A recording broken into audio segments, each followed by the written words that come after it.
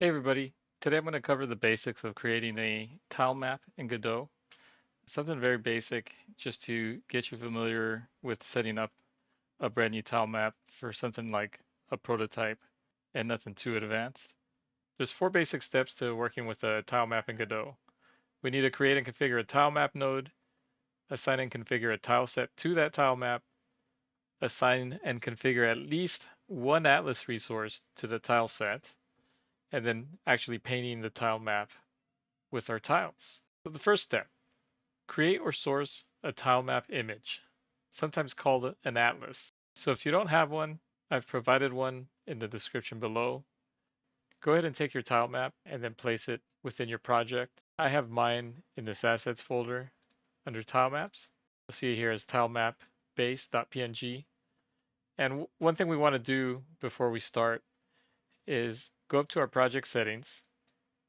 In the General tab, scroll down to the rendering section and click on textures and make sure we select default texture filter to nearest. And that'll keep your pixel art nice and sharp as nature intended it to be. All right, so let's go ahead and create a new TileMap node. And we'll see here we have a few options. First thing is that there's an empty tile set field here, and we either need to create a new tile set or load one. So for this tutorial, I'll go ahead and make a new tile set. And before I configure this tile set though, I want to configure my tile map quadrant size to match my tile map that I brought in. Your value might be different. Consult with the tile map source for further instructions. Or I'm leaving the tile shape set to square in the tile set settings. But you see here you could also use isometric, and you get a small preview here in the viewport of what that could possibly look like. But you can also select half offset square, which gives this cool brick-like effect. And there's also hexagons, very popular in the 4X genre. But we're going to stick to square, which is generally what's used for a lot of low-res pixel art games, either platformers or top-down games. But yeah, so we'll leave that as square. I'm going to set the tile size to match the tile map I made. And now that I have the tile set selected, you'll see down here there's a message saying that there's no tile set source selected, and we need to select or create a new tile set source. Make sure you have your tiles tab selected. Click on the plus button here, and you want to add an atlas. And then there's a texture field here, and that's where we drag our tile map image. And it's going to ask you to automatically create tiles for you. Go ahead and click yes. We only have 2 tiles, so we're good to go.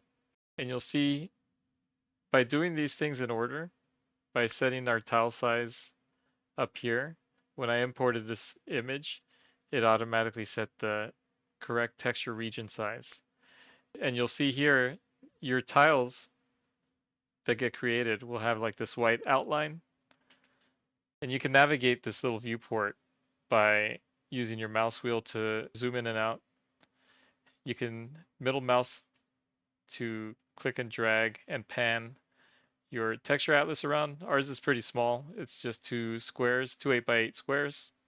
So you'll see we have this purple square and a red square. If you came in here and for some reason this isn't matching, make sure that your texture region size matches your tile size, and make sure that those are set to whatever specifications came with the tile map that you're using.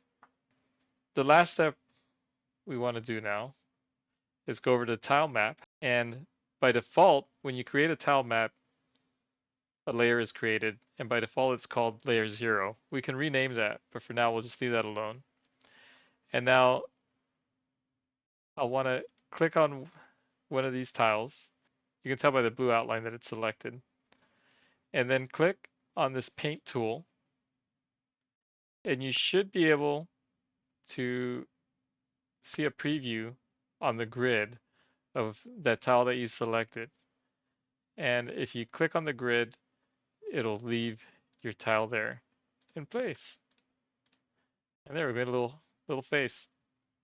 I want the other tile, I'll click on the red one, and then I can give the face some more color. And then I'll click the purple again and I'm just clicking and dragging here.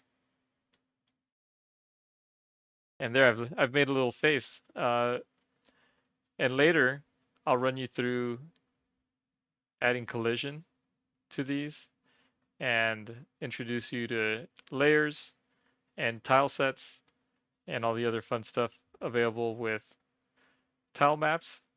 But this will kind of get you going to start building your own tile sets. And you have different tools here, like this bucket tool. You can click on that and it'll fill, uh, as long as you have contiguous checked off, it'll fill within a closed loop of other tiles. I'm not sure I'm not sure the technical jargon there, but that's what that's there for.